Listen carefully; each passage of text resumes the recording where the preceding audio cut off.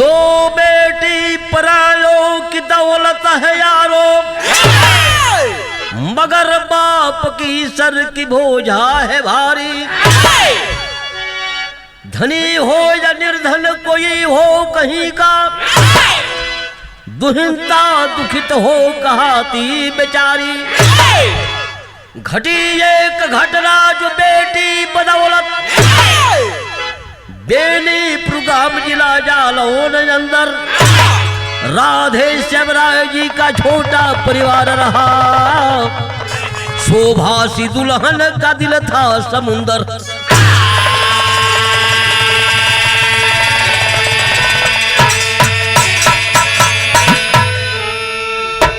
मेरे साथियों, बेनीपुर जालौन जिला बेनीपुर ग्राम राधे श्याम राय, जिनके लड़के का नाम मोहन, लड़की का नाम रूपा और पत्नी का नाम शोभा बताया जाता है। वो भोपाल करवाड़ी कारखाना में काम करते थे। ऑनलाइन देना पड़ा वही तर्ज का।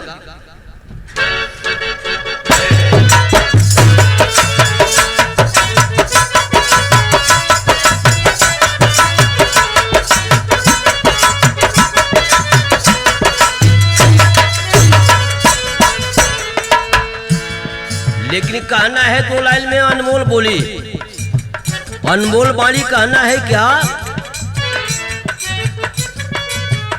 भाव बदले के दिल से ना हटैबा, भाव बदले के दिल से ना हटैबा, तो घरवा उजाड़ हो जाई। भाव बदले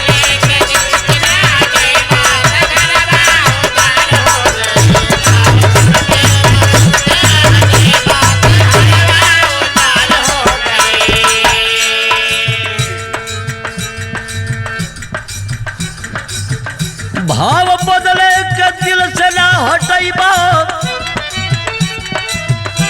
तो घरवा उजाड़ हो जाई।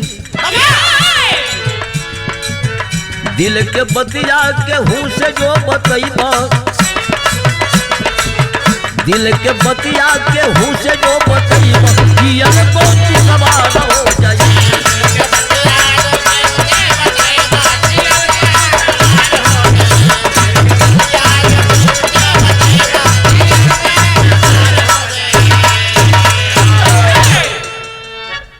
इसी लाइन में कहना है कि रूप बिटिया व मोहन ललनवा, रूप बिटिया व मोहन ललनवा, तो माई निहाल हो गई।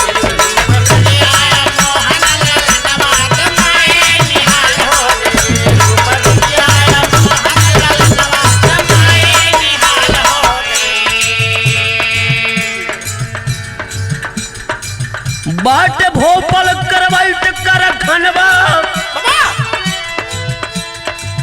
राय नौकरी का करते पलनवा। घटले घटना, घटले घटना उपजले परनवा, का भारी बवाल हो।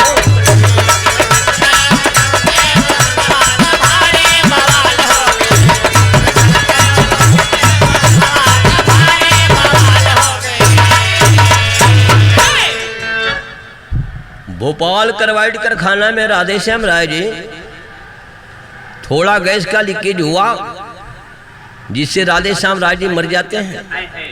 उनके परिवार पर गम का सागर गिर गया।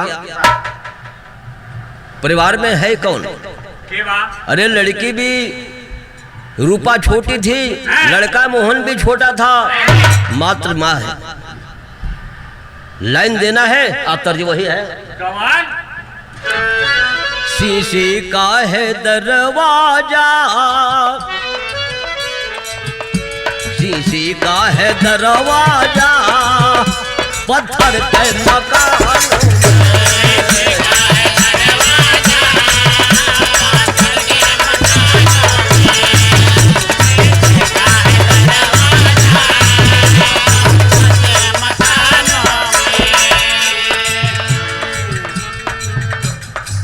शोक सागर उमड़ आया,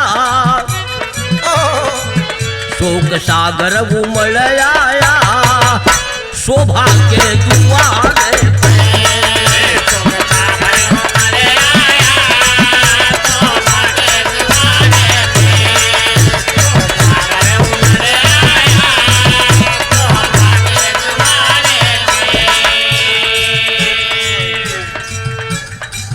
नाव जीवन का डगमग हो, नाव जीवन का डगमग हो, कौन लाए किनारे पे।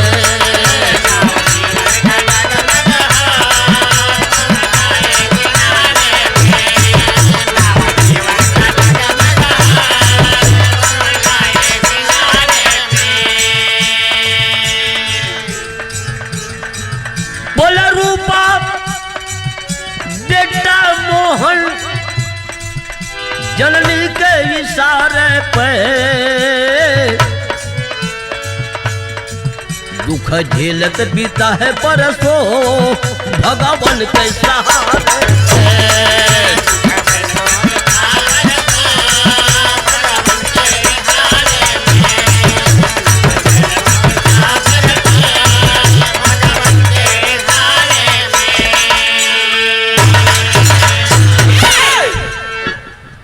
माँ शोभा पालन पोषण बिटिया रूपा और बेटा मोहन को कर रही हैं। बाकी परिवार में है कौन? कोई नहीं है। धीरे धीरे लड़की नौजवान हो गई, क्योंकि मोहन से बड़ी थी 3 साल। लड़की नौजवान हो गई। माँ शोभा कह रहे हैं कि बेटा मोहन लड़की की शादी करना कहीं जरूरी है। तेरा बाप तो मर गए, लेकिन लड़की सर की बोझा है, लड़की की शादी कर दो। और वही तर्ज है।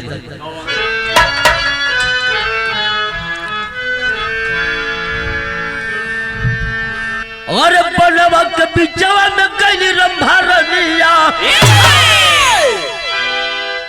अरे मुनि जी के दढ़िया हिलावे लगली, तो गोरी छम छम बजलिया बजावे लगली।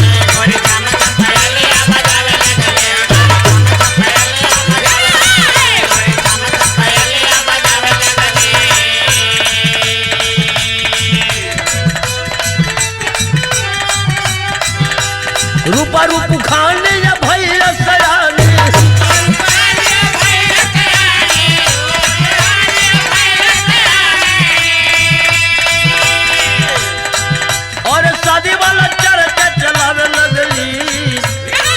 माई बबुआ से लड़ी का हो जावे लगली।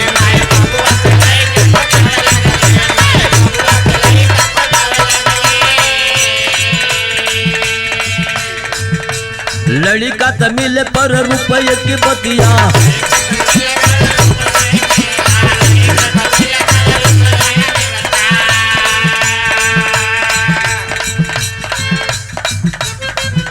लड़ी का तमिल पर रुपये की बतिया,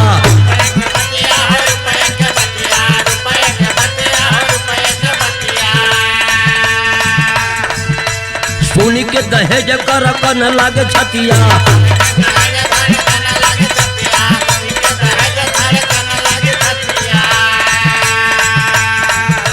लौटी जाए बाबू पर ढूंढ ढूंढ के,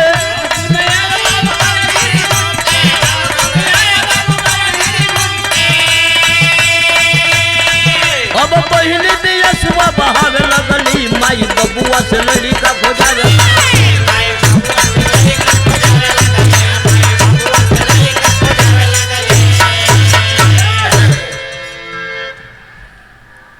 मोहन से लड़का खुजवा रहे हैं।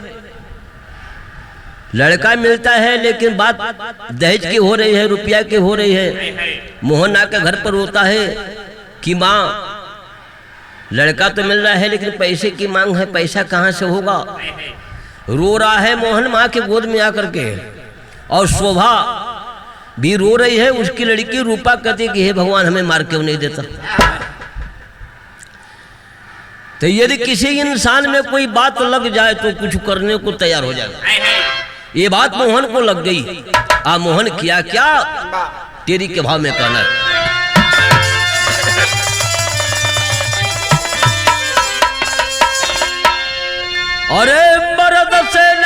सहाला बतिया,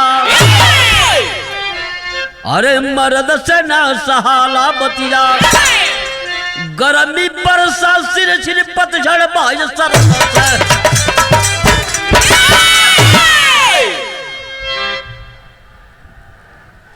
गर्मी बरसा सिर सिर पतझड़ बाय सरद से, मर्द से ना सहाला बतिया।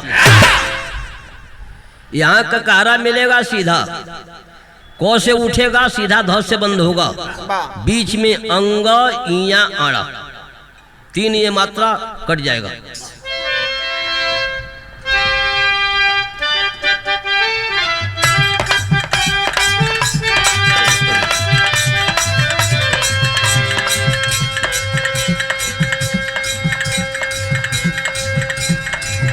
कल सिद्ध कठोर तर्क में लाई खोजे बरबाहन को भाई,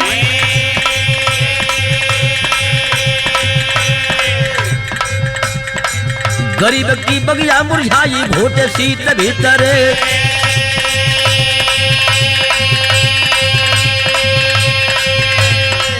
चिंतित होकर मोहनलाल छोड़ा घर पहुंचा भोपाल,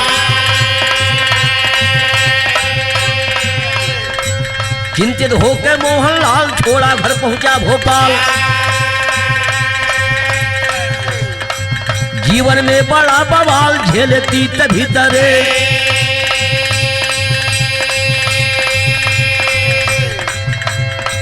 तब के आंसू का खजाना ठीक करवा ईट कारखाना,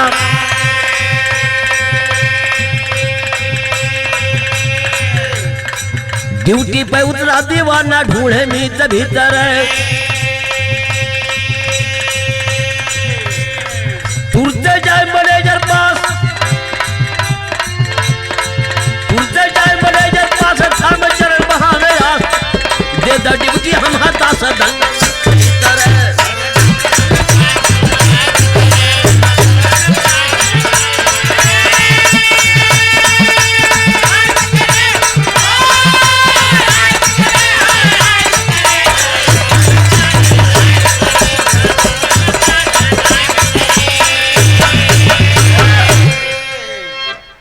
कहना है कि दे दे डिबटी हम हताश धन्य मीत भीतरे। ए मैनेजर इसे सारा घटना भोपाल जाकर के मोहन बतला रहा है कि मेरा पिताजी इसी करवाइट कारखाने में काम करते थे। ये अपना दयनीय दशा बतला रहा है। धीरे धीरे मैनेजर को अपने तरफ खींच रहा है और मैनेजर जी इसके बात सुन करके एकदम कामुद मुग्ध हो गए।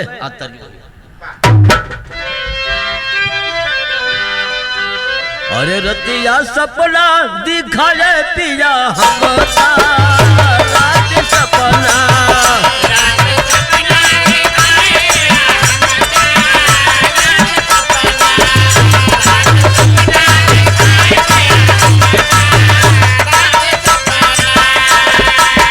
राती सपना रतिया सपना, राती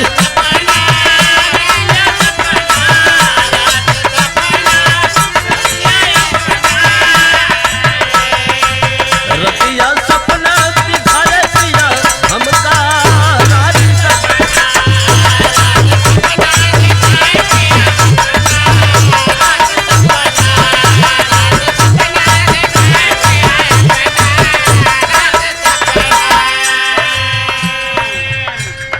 कहना है मोहन किस प्रकार से रो रो कर कहता है। नीर नैनन बहाई रोवे मोहन, नीर नैनन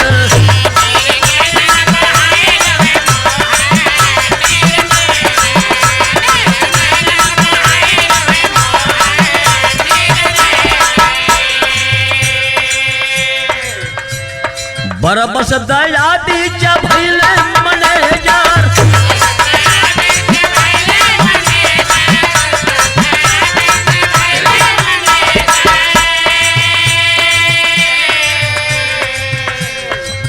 भाव भर्ती कराए लिया मोहन नीर नैना,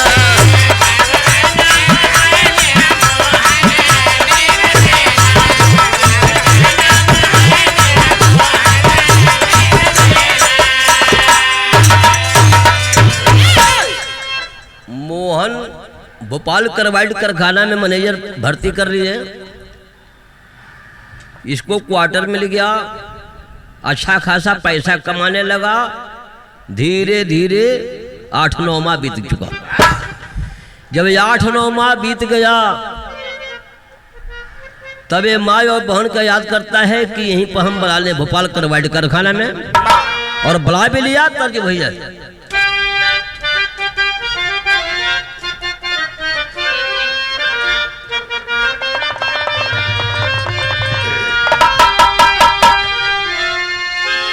और कौन करनवा शहर भागे, पिया पपिया का बोलिया जहरा।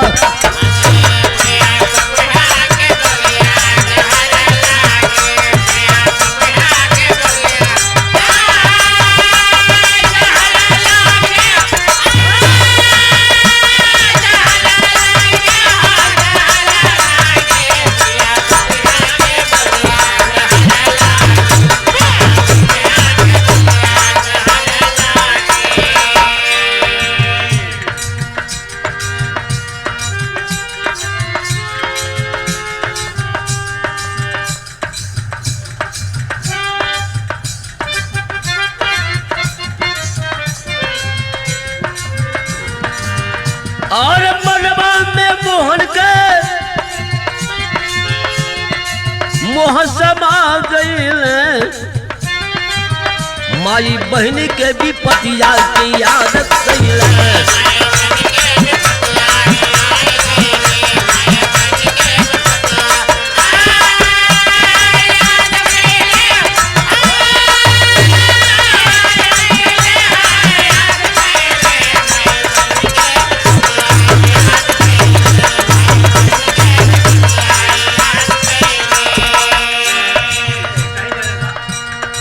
रुपया का माई माई बहन के बुलावाना,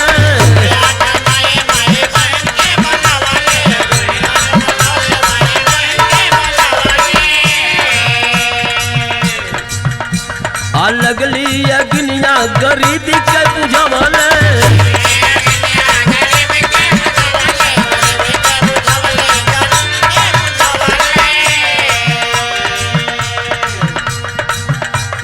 वक्त का कमाल खुशहाल भइले, याद माई के भी पतिया लाल भइले।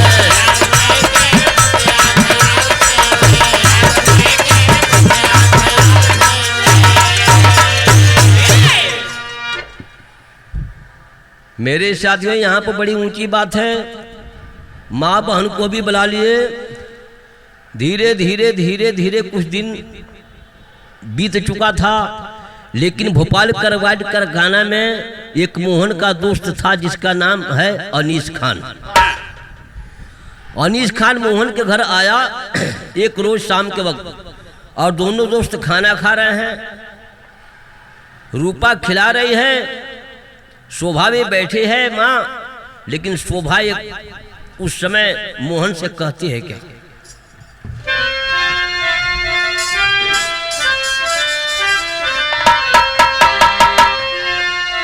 अरे एक दिन जननी से मांगिए कमंगनी हो,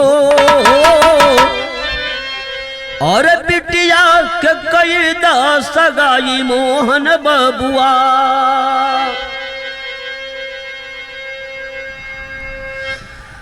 साथी अनीस खान जी के साथ ले चली दी सहरा के पास उरई गाँव मोहन बाबू। वहाँ के ठाकुर के सवराज जी के लड़ी का हो, उद्धव राय जी के बानाम मोहन बबुआ।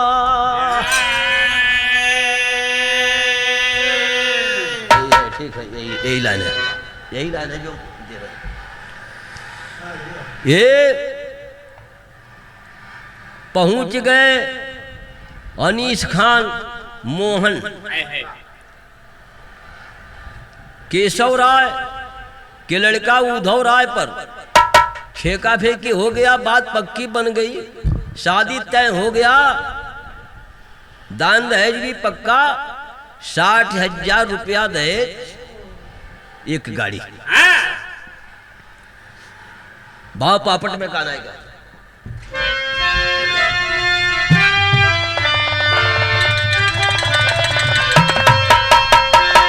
और पक्की हो गई शादी, पड़ गए दिनवा रूपा बहनी के, और 60,000 रुपया दहेज बादनवा रूपा बहनी।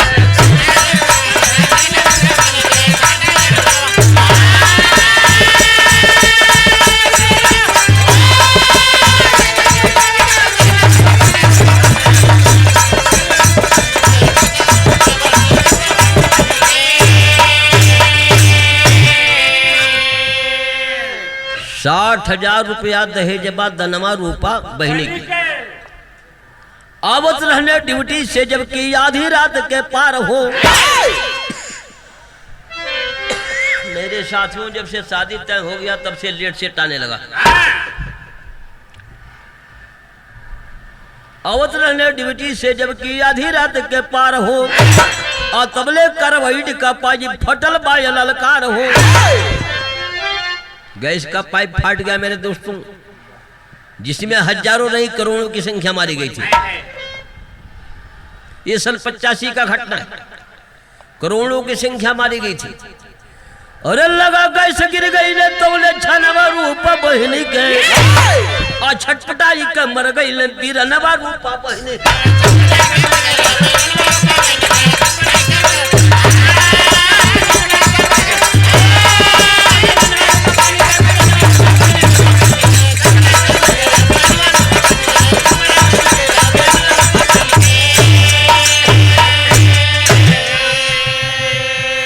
छटपटाई के मर गए बीरनवा रूपा। अब देखिए यहाँ अल्लाह का भाव कहना है, कैसे?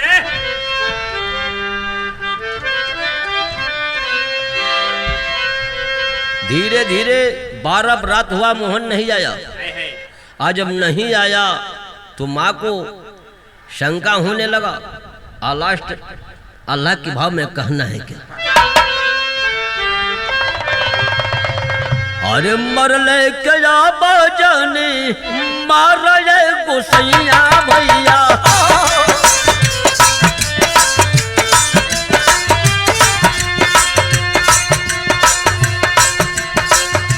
साजना बोलना साथ नैना वागवा।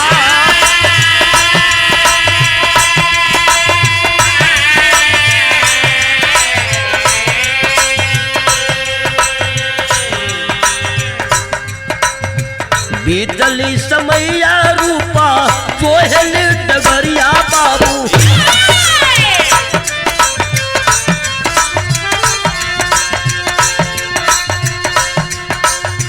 सौड़िया संभार चली भोजन पागला।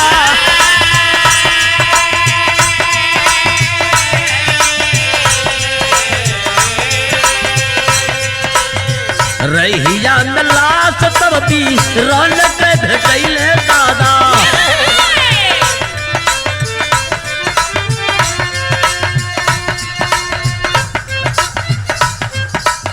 लसिया पकड़ के रोवे आंसुआ बहा।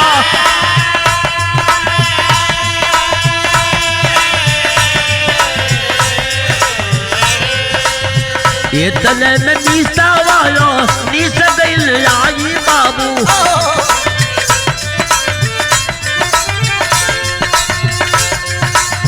अब परिवार देखा बिहाल हटा।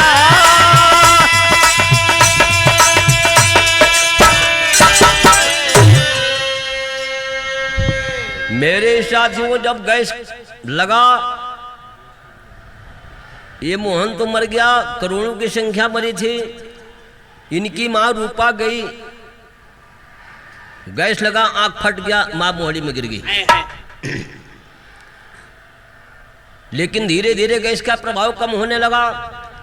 रूपा भी जाती है, लाश बहन का देख करके, लाश भाई मोहन का देख करके बहन रूपा लाश पर गिर करके रोने लगी। इतने के बीच में उसका साथी अनीस खान आ गया टेम्पो लेकर के, क्योंकि टेम्पो द्वारा अपने परिवार हटा करके लेकर आ रहा था, लेकिन घटना तो हो चुका था। अब अनीस खान माँ को भी देखते हैं कि माँ फटा है, क्वार्टर में लेकर आते हैं। एक तरफ माँ रोती है, एक तरफ बिटिया रोती है, बीच में अनीस खान है। लास्ट खड़ी में कहना है बिरहा के,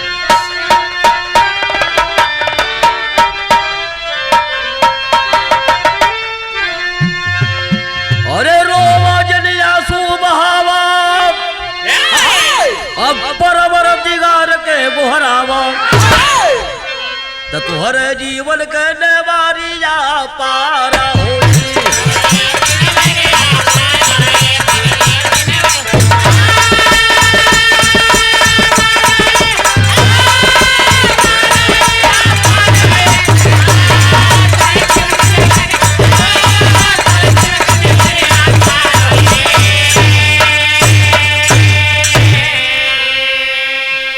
तुहरे जीवन के नेवरिया पार हुई। अनीस खान और क्या कहते हैं, माँ बिटिया को देख कर सिंह अनीस बनाई मदादी। अरे माँ कहती कचड़ा में रह गए रूपा का जब शादी, तो बेटी कैसे के दुआरिया पार हो।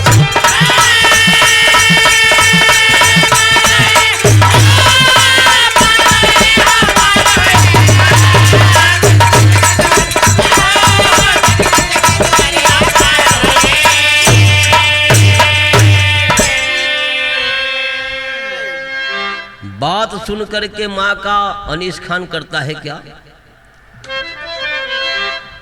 बात सुन दयनीय अनीस केशव से कहे हकीकत सारी। अरे केशव तो मुकर गए ना बनिए बहू हमारी, तब उधो भरने तब हूँ करिया पार हो।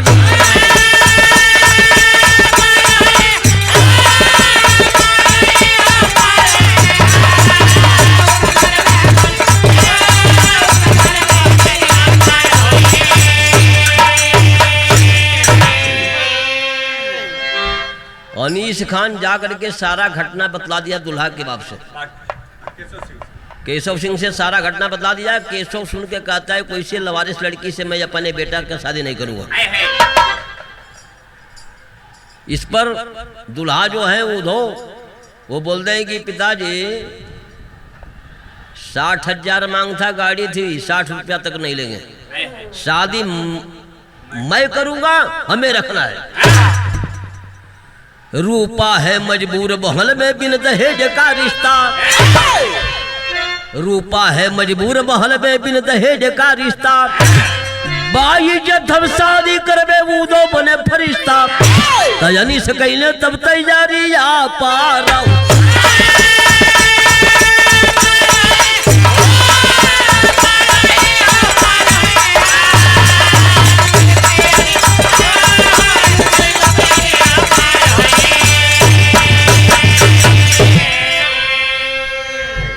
बीस मई सन 85 को आदर्श सगाई भैली, 20 मई सन 85 को आदर्श सगाई भैली।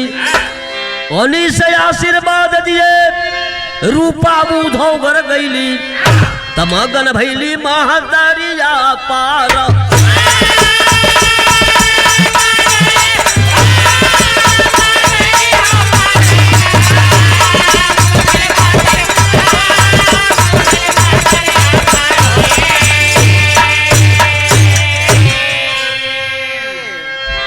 आंकड़ा का परिचय देते हुए लास्ट में कहना है, परोपकार धर्म है भारी रमन कहे बिहारी, परोपकार धर्म है भारी रमन कहे बिहारी। और कथन करे कवि सौरू मास्टर, सींचर है फुलवारी हो, अरे मर्द से ना सहाला बतिया, अरे मर्द से ना सहाला बतिया। अरे बचा लो बजरंगी दी के कोई दर्द से, मर्द से ना सहाला।